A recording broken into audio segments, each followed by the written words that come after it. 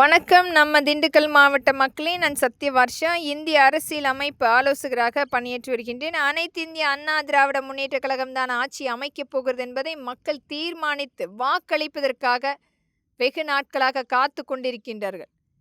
அனைத்து இந்திய அண்ணா திராவிட முன்னேற்ற கழகம் ஆட்சி வந்தால் மட்டுமே நடந்த அநீதிக்கு தீர்வு எட்டப்படும் என்று மக்களும் மிக நம்பிக்கையோடு காத்து கொண்டிருக்கின்றார்கள். ஒவ்வொரு இடத்திலுமே இந்த திராவிட முன்னேற்ற கழகத்தினுடைய நிர்வாக சீர்கேடு, ஒரு குடும்பம் நம்மளுடைய அனைத்து மக்களுடைய வளத்தை எடுத்து வைத்து மக்களுக்கு முழுமையாக இந்த விளம்பர போஸ்டர்களை மட்டுமே ஒட்டி 5 ஆண்டில் வனவாசத்தையும் முழுமையாக கொண்டு வந்து கொடுத்து மக்களை அடிமைப்படுத்த வேண்டும். வளமுள்ள ஒவ்வொரு மாவட்ட தொகுதிகளை கைப்பற்றி பினாமி நிறுவனங்களாக தொழிற்சாலைகளை மாற்ற வேண்டும் என்று மிகப்பெரிய ஆக்கிரமை செய்து கொண்டிருக்கிறது.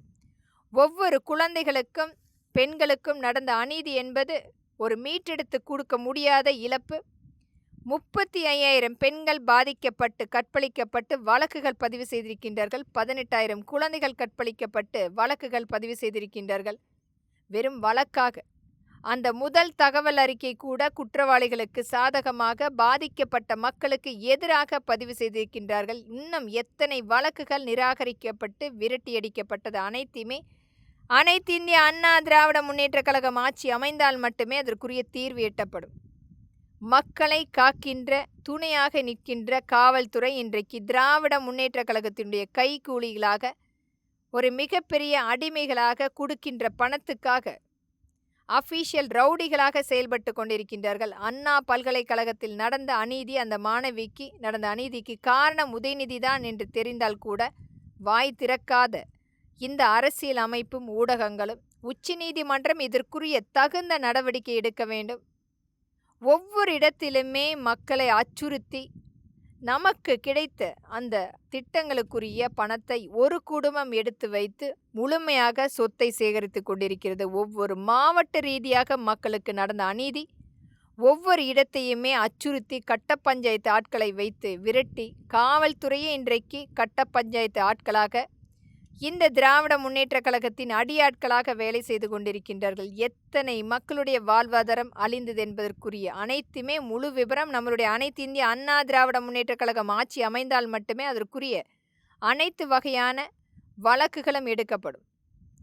இன்றைக்கு முழுமையாக கோவில்களை இடித்து நம்மளுடைய நம்பிக்கையை உடைத்து சமஸ்கிருத மந்திரம் கோவிலில் உச்சரிக்கக்கூடாது, ஹோமம் வளர்த்தக்கூடாது, தீபம் ஏற்றக்கூடாது, மக்கள் சாமியை வழிபடக்கூடாது என்ற ஒரு தீய சக்தி இன்றைக்கு உருவெடுத்து தமிழ்நாட்டை முழுமையாக கொத்தடிமையாக இவர்களுடைய அடிமைகளாக மாற்ற வேண்டும் என்று ஒவ்வொரு வளமுள்ள மாவட்டங்களை குறிவைத்து காத்து கொண்டிருக்கிறது, ஆளுமை செய்து கொண்டிருக்கிறது. இன்றைக்கும் நமக்கு தெரியாத எண்ணற்ற அந்த கஞ்சா மற்றும் போதைப்பொருள் எத்தனை இடங்களில் விற்று கொண்டிருக்கின்றார்கள் என்ற முழு விவரம் இன்னும் தெரியாது. அனைத்து வகையிலுமே இதற்குரிய தீர்வு என்பது அனைத்து இந்திய அண்ணா திராவிட முன்னேற்ற கழகம் ஆட்சி அமைக்கப்பட வேண்டும்.